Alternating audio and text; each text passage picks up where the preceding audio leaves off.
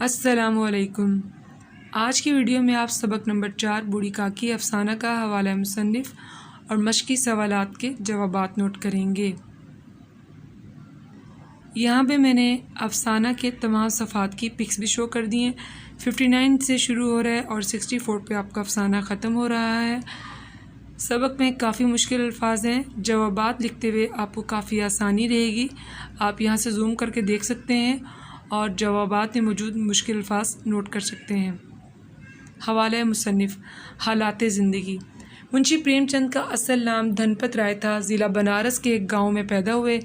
والد منشی عجائب لال ڈاک خانے میں کلرک تھے۔ پریم چند نے ایک مولوی صاحب سے فارسی اور اردو کی تعلیم حاصل کی، جبکہ انگریزی تعلیم بنارس میں حاصل کی۔ سن 1908 میں ڈپٹی انسپکٹر مدارس ہو گئے۔ طرز تحریر: پریم چند کی ادبی زندگی کا آغاز سن 1901 سے ہوا۔ آپ کا شمار اردو کے اولین افسانہ نگاروں میں ہوتا ہے۔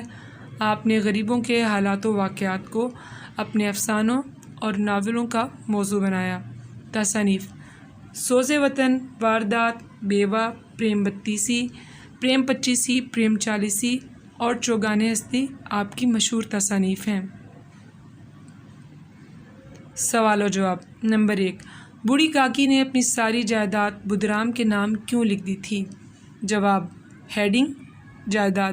بوڑھی کاکی کے شوہر کو مرے ہوئے زمانہ گزر گیا تھا اور ان کے 7 بیٹے جوان ہو کر انتقال کر گئے۔ اب ایک بھتیجے کے سوا ان کا کوئی نہ تھا، اس لیے انہوں نے اپنی ساری جائیداد اپنے بھتیجے بدرام کے نام کر دی تھی۔ نمبر 2، بدرام نے جائیداد حاصل کرنے کے بعد بوڑھی کاکی سے کیسا سلوک کیا؟ ہیڈنگ: بدرام کا سلوک۔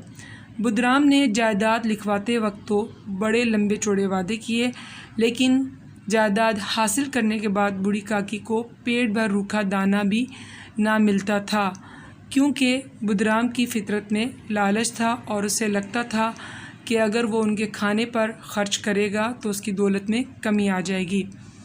نمبر 3، بدرام کے گھر میں کس بات کا جشن منایا جا رہا تھا؟ جشن۔ ہیڈنگ: بدرام کے بیٹے سکھ رام کا تلک تھا اور اسی بات کا گھر میں جشن منایا جا رہا تھا۔ نمبر 4، بوڑھی کاکی بھوک سے بیتاب ہو کر جب کڑا کے پاس پہنچی تو روپا نے ان کے ساتھ کیسا سلوک کیا؟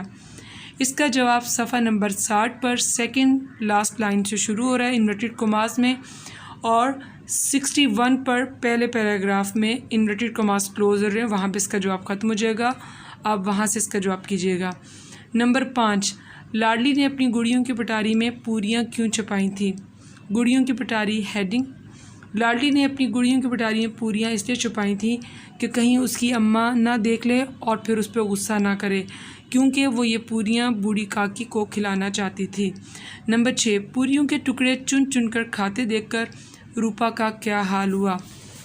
روپا کا حال۔ ہیڈنگ: بوڑھی کاکی کو پوریوں کے ٹکڑے چن چن کر کھاتے دیکھ کر روپا کا کلیجہ سن ہو گیا، کیونکہ روپا کو اپنی خود غرضی اور ناانصافی آج تک اتنی صفائی سے نظر نہ آئی تھی۔ وہ کہتی تھی کہ میں کتنی بے رحم ہوں، جس کی جائیداد سے مجھے 200 روپے سال کی آمدنی ہوتی ہے، اسی کی یہ درگت میرے کارن مجھ سے بڑا بھاری گناہ ہوا ہے۔ نمبر 7، روپا نے بوڑھی کاکی کو کھانے کا تھال دے کر کیا کہا؟ ہیڈنگ: کھانے کا تھال۔